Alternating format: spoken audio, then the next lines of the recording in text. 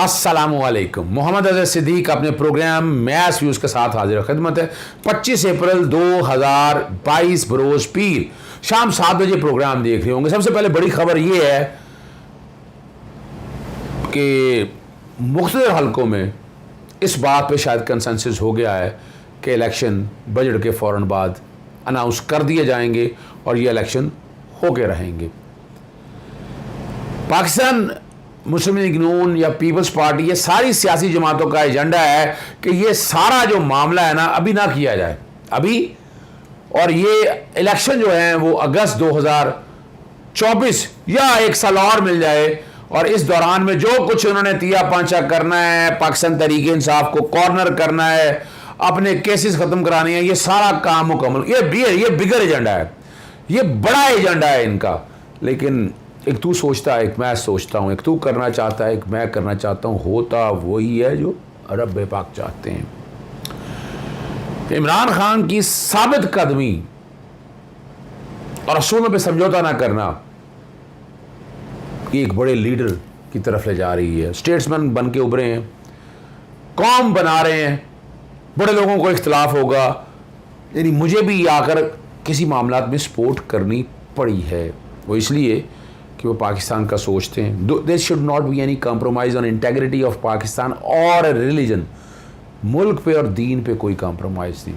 तो इस वक्त की लॉट में इमरान खान इन दोनों चीज़ों पे कॉम्प्रोमाइज़ नहीं करने वाला। इल्ज़ाम लगाया आपने करप्शन के, मुझे भी पता है शोशा खाना में कुछ नहीं है, बाकी उनके आसपास भी देखिए वो उसकी जिम्मेदारी नहीं है, लेकिन ऑफिस यानी यहाँ तारीखी तौर पर देखते आए बेनज़ीर भुट्टो साहिबा, आसफ जरदारी, नवाज शरीफ, इनके अपने ख़ानदानों पे इल्ज़ाम है।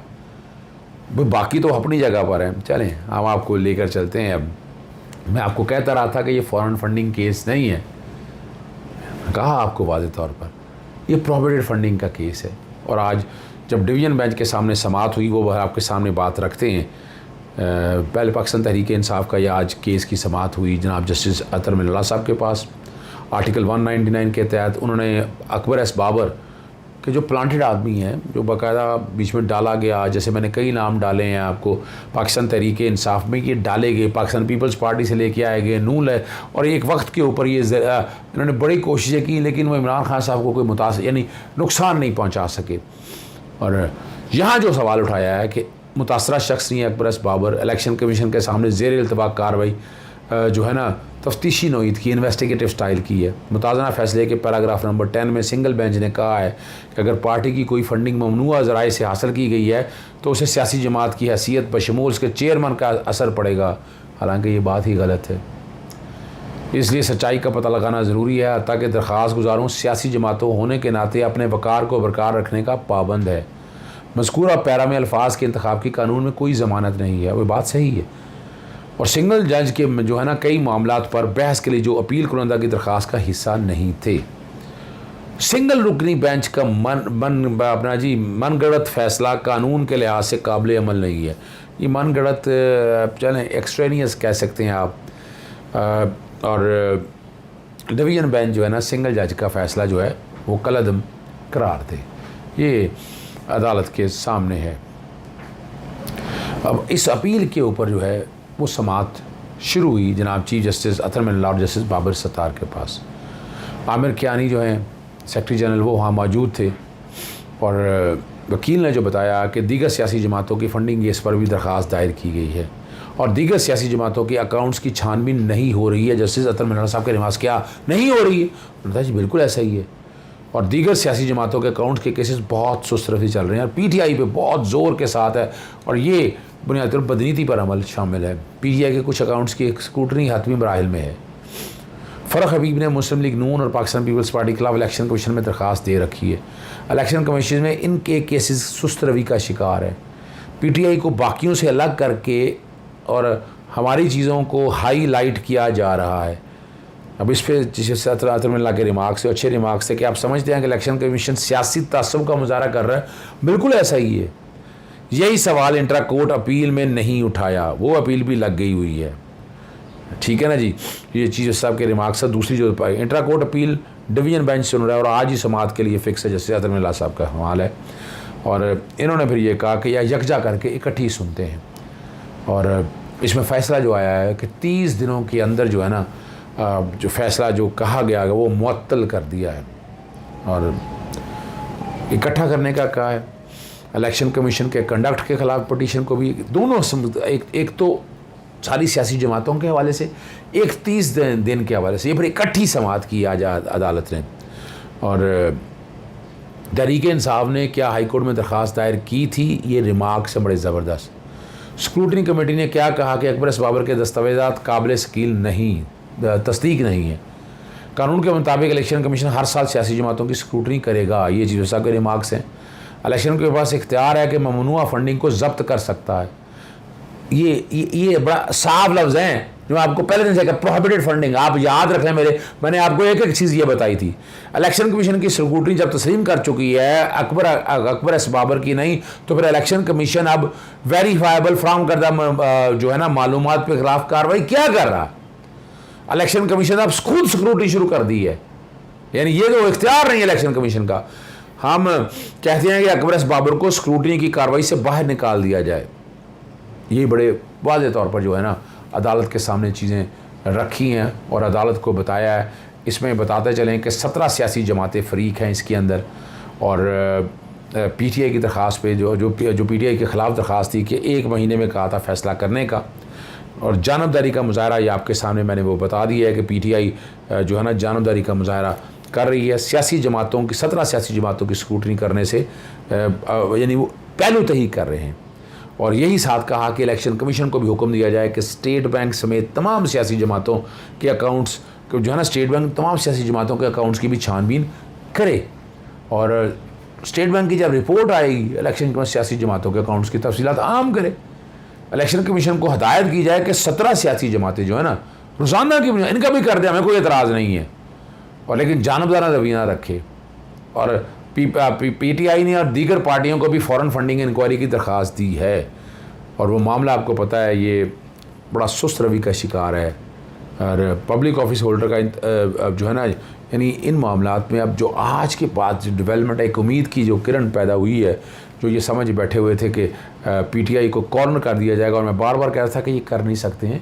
इसके डिस्क्वालिफिकेशन का आर्टिकल 17 बड़ा क्लियर है, integrity and security of Pakistan. पैसा फॉरेन फंडिंग आया है, पाकिस्तानी गवर्नमेंट डिस्टेबलाइज, ये तो अब वो सियासी जमातें फंसेंगी। किसी ने आज दरख्वास्त ये दे दी ना कि ये जो सारा काम हुआ है, जो टॉपल हुई है, नो कॉन्फिडेंस मूव आई है, ये सियासी जमातें, अगर ये सारा काम खुल गया तो ये सियासी जमातों का फ्यूचर ख़तरे में आ जाएगा।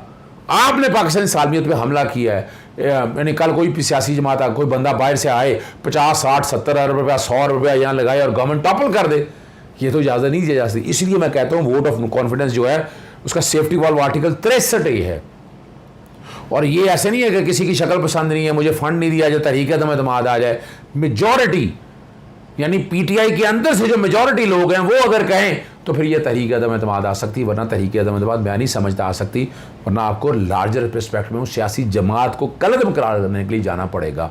ये है वो बारीक सवाल जो आप लोगों के सामने मैं रख रहा हूँ। और मेरी कोशिश सिर्फ ये है आप तक हक़ाइक़ बताए जा सकें।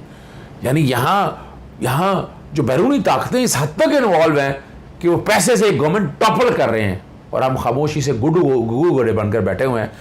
यहाँ सियासी जमातों को बुर्दबारी का मुजाहरा करना चाहिए था, उन्हें तहरीक-ए-एतमाद को उठा के बाहर फेंक देना चाहिए था, कहना तहकीक करें सारे मामले। लेकिन वो क्यों करें? वो तो बेनिफिशरी हैं, वो तो यहाँ लूट मार करने आए हैं, वो तो अपने फ़ायदे लेने आए हैं। चलें, बहरहाल ये 17 मई के लिए केस चला गया है और बाकायदा जो है ना अपना सस्पेंड कर दिया है और इस पर बाकी जवाब सारे आ जाएंगे।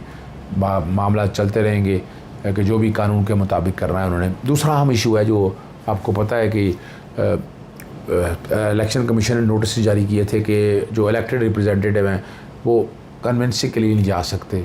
जस्टिस आमिर फ़ारूक ने केस की समाअत की है, जनाब इमरान खान साहब और असद उमर की तरफ से दायर की गई है। और 10 मार्च को इलेक्शन कमीशन ने बेबुनियाद हुक्म जारी किया था। अदालत जो है इलेक्शन कमीशन के हुक्म को कलअदम करार दे। आर्डीनेंस की वही ताकत होती है जो पार्लियामेंट की एक्ट होती है, आर्टिकल 89 के तहत है। सेक्शन 181 इलेक्शन एक्ट 2017 का हिस्सा है। कमीशन कानून की अदालत नहीं है और उसे आइन के आर्टिकल 199 और 184(3) के तहत किसी भी किस्म का ऐलान करने का इख्तियार नहीं है। इलेक्शन एक्ट 2013 की शिक चाहे किसी ऑर्डिनेंस के ज़रिए दाखिल की हो या दूसरी शक्ल में जाकर पार्लियामेंट के ज़रिए दाखिल, वो कानून है और ये हकीकत है। गुज़श्ता समात पर हाईकोर्ट ने इलेक्शन कमीशन को PTI की कार्रवाई से रोक दिया था। अली ज़फ़र साहब वहाँ पेश नहीं हुए और इलेक्शन कमीशन के वकील ने भी अटॉर्नी जनरल की अदम मौजूदगी में जो समात है मुलतवी के लिए नया अटॉर्नी जनरल आ जाए फिर कर, और अदालत ने कहा कि ज़्यादा देर हम लटका नहीं सकते हैं और 8 जून तक ये इस केस की समात अदालत ने मुलतवी कर दी है। और मैं यहाँ एक और बता दूँ, जो सवाल वहाँ ये भी उठाया गया कि जो है ना इलेक्शन कमीशन एक इंतज़ामी अथॉरिटी है, इसे निगरानी का इख्तियार नहीं है, यानी रेगुलर ऊपर आके ऊपर बैठ जाए आकर ये नहीं कर सकती है, ठीक है ना जी। और स्क्रूटनी कमेटी ने जो रिपोर्ट जमा करवाई है पर अपील करना के साथ साथ इलेक्शन कमीशन ने इंकशाफ किया था कि अकबर एस बाबर जो है वो अपनी शिकायत को साबित करने में नाकाम हो चुका है। दस्तावेज़ा स्क्रूटनी कमेटी के ज़रिए हासिल करदा मवाद जो शिकायत का हिस्सा नहीं बनता है, ये वो सारी चीज़ें रिकॉर्ड के ऊपर लगाई हुई हैं, आप यहाँ से समझ सकते हैं। तो आप ख़त्म करने से पहले बताता चलूँ, तहरीक इंसाफ का इलेक्शन कमीशन के हवाले से एक और फ़ैसला आ गया है।